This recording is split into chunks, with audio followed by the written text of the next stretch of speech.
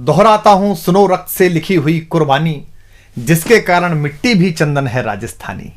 इतिहास में एक प्रसंग है कि पहली बात तो किसी के 2 घंटे की फिल्म बना देने से, किसकी एक कहानी लिख देने से, किसके कुछ अंश कर देने से जो राजस्थान का, राजपूताने का जो गौरवशाली इतिहास है उसकी एक कण भी प्रभावित नहीं हो सकती, बशर्ते कि हम सही इतिहास पीढ़ियों को बताते रहें। तो मुझे अब स्मरण आ रही है, मैं आप लोगों को सुना देता हूं। पंडित नरेंद्र मिश्र जी जो मेवाड़ राजवंश के राज्य कवि भी हैं और हिंदी के बड़े महनीय वीररस के कवि हैं, उन्होंने एक अद्भुत प्रसंग महारानी पद्मिनी के इस सारे जौहर पर और इस सब पर लिखा है। वो सुनने लायक है और विशेष रूप से उसमें गोरा बादल जैसे 2 चरित्र जो वीरता, शूरता, स्वामी भक्ति और अपनी मिट्टी के प्रति समर्पण के अप्रतिम प्रतिमान है। अद्भुत कविता है, मुझे स्मरण है तो मैं आपको सुनाता हूं कि दोहराता हूं सुनो रक्त से लिखी हुई कुर्बानी, जिसके कारण मिट्टी भी चंदन है राजस्थानी। रावल रत्न सिंह को छल से कैद किया खिलजी ने। अब वो आए थे उनके घर पर खिलजी, एक सामान्य संस्कार होता है, एक सामान्य अतिथि देवो भव होता है, पधारो हमारे देश का एक संस्कार होता है कि योद्धा हैं, अगर आपके शत्रु हैं, लड़ाई हुई है, उसके बाद भी अगर संधि हुई है, घर तक आए हैं, तो उसी सौम्यता में महाराणा उनको छोड़ने गए बाहर तक और वहां उनको छल पूर्वक कैद कर लिया गया, क्योंकि वो छली प्रजाति है। तो अब इसको महाराणा वहां कैद हैं और यहां अब ये प्रसंग है कि दोहराता हूं सुनो रक्त से लिखी हुई कुर्बानी, जिसके कारण मिट्टी भी चंदन है राजस्थानी। रावल रत्न सिंह को छल से कैद किया खिलजी ने, कालजयी मित्रों से मिलकर दगा किया खिलजी ने। खिलजी का चित्तौड़ दुर्ग में एक संदेशा आया, जिसको सुनकर शक्त शौर्य पर फिर अंधियारा छाया। 10 दिन के भीतर न पद्मिनी का डोला यदि आया, यदि न रूप की रानी को तुमने दिल्ली पहुंचाया, तो फिर राणा रत्न सिंह का शीश कटा पाओगे और शाही शर्त न मानी तो फिर पीछे पछताओगे। अब ये एक संदेश आता है चित्तौड़ के किले में, तो पूरे किले में बड़ी अफरा तफरी मच जाती है कि महाराणा पहले ही नहीं है और अब ये नया हमारे पर क्या आ गया। तो यह दारुण संवाद लहर सा तोड़ गया रण भर में, यह बिजली की तरह क्षित से फैल गया अंबर में। महारानी हिल गई, शक्ति का सिंहासन डोला था सतीत्व मजबूर जुल्म विजयी स्वर में बोला था। रुष्ट हुए बैठे थे सेनापति गोरा रणधीर, जिनसे रण में भय खाती थी खिलजी की शमशीर। महाराणा के एक अद्भुत सेनापति थे, अद्भुत योद्धा थे, जिनसे पूरा खिलजी वंश और सारे आतताई डरते थे। सेनापति गोरा और उनके भतीजे थे बादल, जो वीरता के अप्रतिम प्रतिमान है, जैसा मैंने कहा। तो जब ये प्रसंग तय हुआ कि महारानी पद्मिनी को शीशे में दिखा दिया जाएगा और ये सब हुआ, इतिहास में ये प्रसंग है और नरेंद्र मिश्र जी ने अपनी कविता में लिखा है, तो इस बात पर वो नाराज हो गए। उन्होंने कहा कि मैं सेनापति हूं, मेरा बोलने का अधिकार नहीं, पर यह संभव नहीं है, कोई व्यक्ति ऐसे भी क्यों देखे। तो राणा रतन सिंह ने सुनते हैं कहा है कि तुम राजनीति नहीं जानते हो, हर समय तलवार निकाल लेते हो, चलो। तो वो नाराज हो गए और वो किला छोड़कर चले गए। तो ये था कि जिससे रण में भय खाती थी खिलजी की शमशीर, रुष्ट हुए बैठे थे सेनापति गोरा रणधीर, अन्य अनेकों मेवाड़ी योद्धागढ़ छोड़ गए थे, रत्न सिंह की संधि नीति से नाता तोड़ गए थे। पर रानी ने प्रथम वीर गोरा को खोज निकाला, वन वन भटक रहा था मन में तिरस्कार की ज्वाला। यह लोक श्रुति है कि महारानी स्वयं घोड़े पर सवार होकर अपनी अंगरक्षिकाओं को लेकर, कोई विश्वस्त साथियों को लेकर जंगल जंगल गई और एक जगह पर उन्हें एक पेड़ के नीचे सेनापति गोरा तलवार लिए मिल गए। तो वहां उनसे उन्होंने बात की। पर रानी ने प्रथम वीर गोरा को खोज निकाला, वन वन भटक रहा था मन में तिरस्कार की ज्वाला। गोरा से पद्मिनी ने खिलजी का पैगाम सुनाया, गोरा को पद्मिनी ने खिलजी का पैगाम सुनाया, मगर वीरता का अपमानित ज्वार नहीं मिट पाया। बोला मैं तो बहुत तुच्छ हूं, राजनीति क्या जानूं। व्यंग में कहता है कष्ट में है, दुख में है, पूरी परंपरा, पूरा वंश उसने सेवा में लगाया मेवाड़ राजवंश के और वहां से अपमानित होकर लौटा है, तो कष्ट में है। तो सेनापति कहता है कि बोला मैं तो बहुत तुच्छ हूं, राजनीति क्या जानूं, निर्वासित हूं राज मुकुट की हट कैसे पहचानूं। बोली पद्मिनी समय नहीं है वीर क्रोध करने का, अगर धरा की आन मिट गई घाव नहीं भरने का। दिल्ली गई पद्मिनी तो फिर पीछे पछताओगे, जीते जी रजपूती कुल को दाग लगा जाओगे। राणा ने जो किया कहा वह माफ करो सेनानी, यह कह गोरा के चरणों पर झुकी पद्मिनी रानी। अब पद्मिनी, महारानी पद्मिनी, मेवाड़ राजवंश की आभा, मेवाड़ राजवंश की ज्योति, वो सेनापति को प्रणाम कर रही है चरणों में झुक के। ये क्या दृश्य है ये क्या करती हो। गोरा पीछे हट बोला और रजपूती गरिमा का फिर धधक उठा था शोला। महारानी हो तुम सिसोदिया कुल की जगदम्बा हो, प्राण प्रतिष्ठा एक लिंग की ज्योति अग्निगंधा हो। किन शब्दों से सम्मानित कर रहा है महारानी को। वो उस समय कैसी स्थिति रही होगी महारानी की कि पति कैद में है, यहां जंगल में हूं, लेकिन वो उनको बता रहा है कि आप कौन हो। महारानी हो तुम सिसोदिया कुल की जगदम्बा हो, प्राण प्रतिष्ठा एक लिंग की ज्योति अग्निगंधा हो, जब तक गोरा के कंधे पर दुर्जय शीश रहेगा। और यह प्रतिज्ञा भारतीय इतिहास में देखिए तो पितामह भीष्म ने जो कहा था कि आई हुई मृत्यु से कहा अजय भीष्म ने, योग नहीं जाने का अभी ऐसे जानकर, और जो मृत्यु है वो कोने में हाथ जोड़कर खड़ी रही कि अभी भीष्म नहीं जाएंगे, जब सूर्य दूसरी दिशा में चले जाएंगे तब जाएंगे। लेकिन यह दूसरी बार हो रहा है कि मृत्यु से वो कह रहे, कहते हैं कि जब तक गोरा के कंधे पर दुर्जय शीश रहेगा, महाकाल से भी राणा का मस्तक नहीं कटेगा। तुम निश्चिंत रहो महलों में देखो समर भवानी, और खिलजी देखेगा केसरिया तलवारों का पानी। खिलजी देखेगा केसरिया तलवारों का पानी। राणा के सकुशल आने तक गोरा नहीं मरेगा, एक पहर तक सिर कटने पर भी धड़ युद्ध करेगा। एक लिंग की शपथ, महाराणा वापस आएंगे, महाप्रलय के घोर प्रबंजन भी न रोक पाएंगे। शब्द शब्द मेवाड़ी सेनापति का था तूफानी, और शंकर के डमरू में जैसे जागी वीर भवानी, जिसके कारण मिट्टी भी चंदन है राजस्थानी। दोहराता हूं सुनो रक्त से लिखी हुई कुर्बानी। अब ये शक्ति, शौर्य और कूटनीति और सजगता का एक अद्भुत तालमेल है और ऐतिहासिक प्रसंग है कि किस तरीके से बुद्धि का प्रयोग किया है, शक्ति का प्रयोग किया है, शालीनता का प्रयोग किया है, अपनी स्वामी भक्ति का प्रयोग किया है, अपनी मनुष्यता का प्रयोग किया है, और इन सबको मिलाकर इतिहास का एक ऐसा गुलदस्ता बना दिया है जो शायद विश्व के इतिहास में कहीं नहीं मिलता। तो जिसके कारण मिट्टी भी चंदन है राजस्थानी। तो लिखते हैं नरेंद्र मिश्र जी के, खिलजी मचला था पानी में आग लगा देने को, पर पानी प्यासा बैठा था ज्वाला पी लेने को। गोरा का आदेश हुआ सज गए 700 डोले, योजना बनी कि भाई आएंगे पद्मिनी, चलो ठीक है। अब कैसे आएंगी? तो 700 डोले सजाए गए, हर डोले में एक मेवाड़ी वीर बैठा, 4 कहार, 5 लोगों की एक पालकी, और अपने 700 सहेलियों के साथ आएंगी। तुरंत तैयार हो गया खिलजी के, ये तो बहुत अच्छा है, ऐसा इतिहास में है और वो भी लिखते हैं। तो अब किस तरीके से इसको किया है, इस पूरे प्रसंग को देखिए कि गोरा का आदेश हुआ सज गए 700 डोले, और बांकुरे बादल से गोरा सेनापति बोले खबर भेज दो, खिलजी पर पद्मिनी स्वयं आती है, अन्य 700 सखियां भी वो संग लिए आती है। स्वयं पद्मिनी ने बादल का कुमकुम तिलक किया था, दिल पर पत्थर रखकर भीगी आंखों से विदा किया था। एक युवा तेजस्वी योद्धा और मातृवत मां पद्मिनी ने जब उसे विदा किया होगा, दृश्य देखिए। और 700 सैनिक जो यम से भी भिड़ सकते थे, हर सैनिक सेनापति था, लाखों से लड़ सकते थे, एक एक कर बैठ गए, सज गई डोलियां पल में, मर मिटने की होड़ लग गई मेवाड़ी दल में, मर मिटने की होड़ लग गई थी मेवाड़ी दल में। हर डोली में एक वीर था, 4 उठाने वाले, पांचों ही शंकर के गण की तरह समर मत वाले, पांचों ही अपने आप में अद्भुत थे। बजा कूच शंख सैनिकों ने जयकारी लगाई, हर हर महादेव की ध्वनि से दशों दिशा लहराई। गोरा बादल के अंतस में जगी ज्योति की रेखा, मातृभूमि चित्तौड़ दुर्ग की ओर फिर जी भर कर देखा, मातृभूमि चित्तौड़ दुर्ग को फिर जी भर कर देखा। कर अंतिम प्रणाम घोड़ों पर चढ़े सुभग अभिमानी। उन्हें पता है कि वो जहां जा रहे हैं वहां से जीवित वापस आना बहुत मुश्किल है। कर अंतिम प्रणाम घोड़ों पर चढ़े सुभट अभिमानी, देशभक्ति की निकल पड़े लिखने को अमर कहानी, जिसके कारण मिट्टी भी चंदन है राजस्थानी। दोहराता हूं सुनो रक्त से लिखी हुई कुर्बानी। जा पहुंचे डोलियां एक दिन खिलजी की सरहद में, उधर दूत भी जा पहुंचा खिलजी के रंग महल में। बोला शहंशाह पद्मिनी मलिका बनने आई है, रानी अपने साथ हुस्न की कलियां भी लाई है। एक मगर फरियाद फकत उसकी पूरी करवा दो, राणा रतन सिंह से केवल एक बार मिलवा दो। खिलजी उछल पड़ा यह कह फौरन हुक्म दिया था, खिलजी उछल पड़ा यह कह फौरन हुक्म दिया था, बड़े शौक से मिलने का शाही फरमान दिया था। बस एक बार भेंट करना चाहती हैं। अब भेंट में क्या था कि महारानी के डोले में कविता कहती है कि एक लोहार बैठा हुआ था और साथ में ये गए थे सेनापति जी, ताकि वो बेड़ियां काट सके। वह शाही फरमान दूत ने गोरा तक पहुंचाया। गोरा झूम उठे, क्षण बादल को पास बुलाया।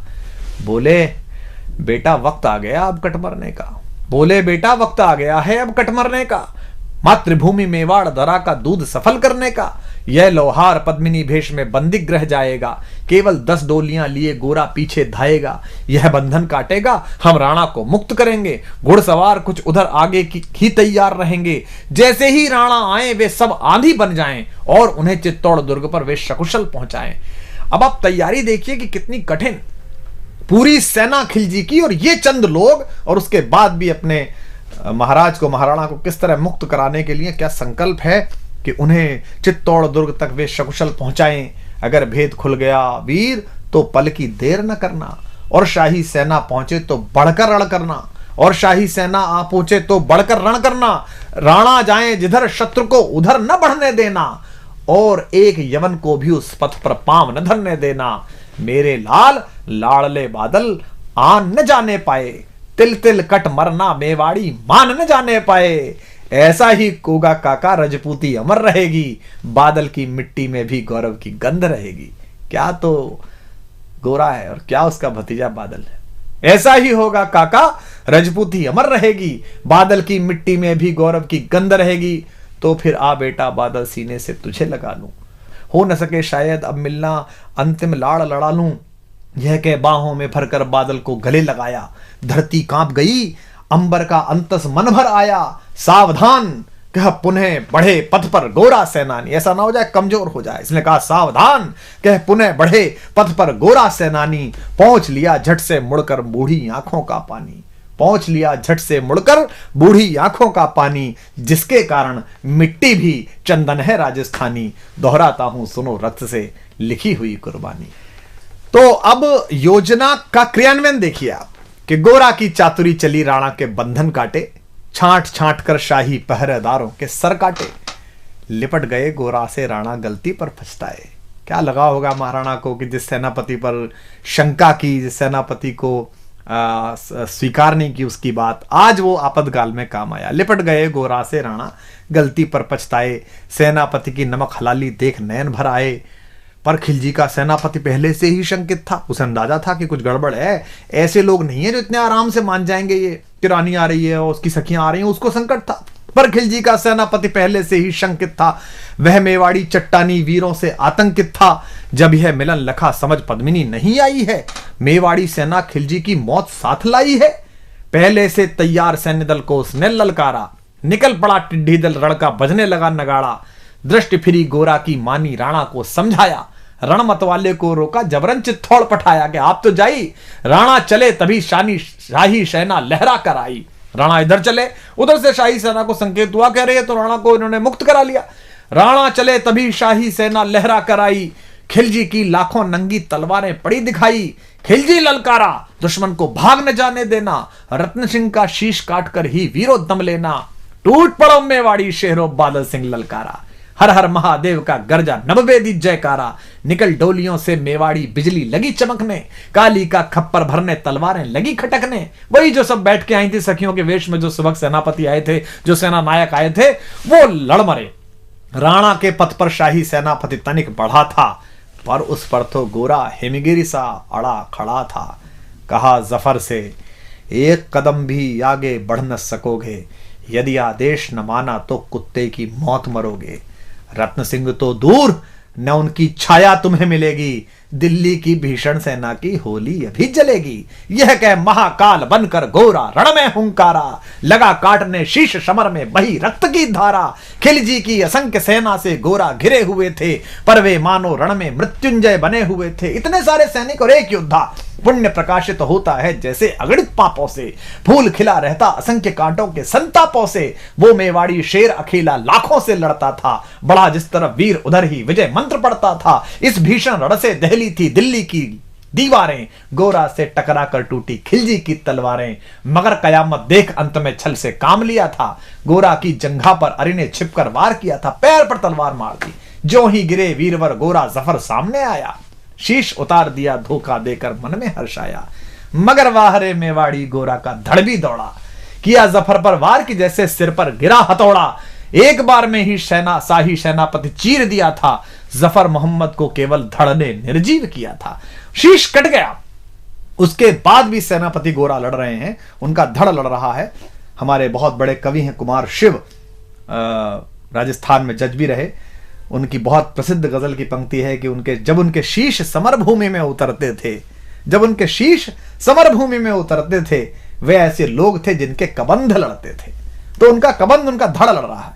जफर मोहब ज्यों ही जफर कटा शाही सेना का साहस लरजा, काका का धड़ लख बादल सिंह महारुद्र सा गरजा। अरे कायरो नीच बांगड़ो छल में रण करते हो, किस बूते पर जवा मर्द बनने का दम भरते हो। यह कहकर बादल उस क्षण बिजली बनकर टूटा था, मानो अंबर से धरती पर अग्निशिरा छूटा था। ज्वालामुखी फटा हो जैसे दरिया हो तूफानी, सदियों दोहराएंगी बादल की रणरंग कहानी। क्या पंडित जी ने क्या उत्तम शब्द इस्तेमाल किया है, सदियों दोहराएंगी बादल की रणरंग कहानी। अरिका भाला लगा पेट में आंतें निकल पड़ी थी, जख्मी बादल पर लाखों तलवारें खिंची खड़ी थी। कसकर बांध लिया आंतों को केसरिया पगड़ी से, पेट फट गया और पगड़ी उतारी और इस पर बांध ली। रंचक डिगा न वह प्रलयंकर सम्मुख मृत्यु खड़ी से। अब बादल तूफान बन गया शक्ति बनी फौलादी, मानो खप्पर लेकर मैं रण में लड़ती हो आजादी। उधर वीरवर गोरा का धड़ अरिदल काट रहा था, उधर वीरवर गोरा का धड़ अरिदल काट रहा था, और इधर बादल लाशों से भूतल पाट रहा था। आगे पीछे दाएं बाएं जमकर लड़ी लड़ाई, उस क्षण समर भूमि में लाखों बादल पड़े दिखाई। मगर हुआ परिणाम अंत में वही कि जो होना था, उनको तो कण कण अरियों के शोणित में धोना था। मेवाड़ी सीमा में राणा सकुशल पहुंच गए थे, गोरा बादल तिल तिल कटकर रण में खेत रहे थे। एक एक कर मिटे सभी मेवाड़ी वीर सिपाही, रत्न सिंह पर लेकिन रंचक आंच न आने पाई। गोरा बादल के शव पर भारत माता रोई थी। क्या क्या युद्ध है, क्या युद्ध है। गोरा बादल के शव पर भारत माता रोई थी, उसने अपनी दो ज्वलंत प्यारी मणियां खोई थी। धन्य धरा मेवाड़, धन्य गोरा बादल अभिमानी, जिनके बल से रहा पद्मिनी का सतत्व अभिमानी। धन्य धरा मेवाड़, धन्य गोरा बादल बलिदानी, जिनके बल से रहा पद्मिनी का सतत्व अभिमानी। जिनके कारण मिट्टी भी है चंदन राजस्थानी, दोहराता हूं सुनो रक्त से लिखी हुई कुर्बानी। दोहराता हूं सुनो रक्त से लिखी हुई कुर्बानी। अब देखिए रत्न सिंह पर लेकिन रंचक आंच न आने पाई। अगर आप ये प्रसंग अपनी पीढ़ियों को नहीं सुनाएंगे, अगर इस इतिहास की इस व्याख्या को आप अपनी पीढ़ियों तक नहीं पहुंचाएंगे, तो ये जो जमूरे हैं, ये जो जाहिल हैं, जिन्होंने कुछ पढ़ा नहीं है, कुछ जाना नहीं है, मिट्टी से प्रेम नहीं किया है, 19वीं माले पर बैठकर जो इस देश के इतिहास, इस देश की संस्कृति की व्याख्या करते हैं, बंबई में बैठकर या कहीं भी बैठकर, आप फिर इनसे नाराज होंगे ही नहीं। इसलिए ज़्यादा आवश्यक है कि इनके प्रति ध्यान देने के बजाय आप अपनी पीढ़ी को, आने वाली पीढ़ियों को ये इतिहास सिखाएं, बलिदान सिखाएं।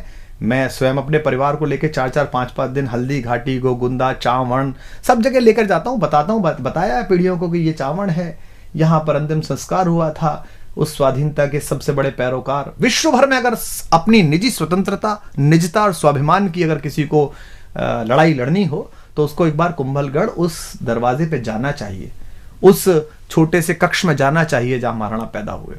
तो गोरा बादल के शव पर एक एक कर मिटे सभी मेवाड़ी वीर सिपाही, रत्न सिंह पर लेकिन रंचक आंच न आने पाई। गोरा बादल के शव पर भारत माता रोई थी।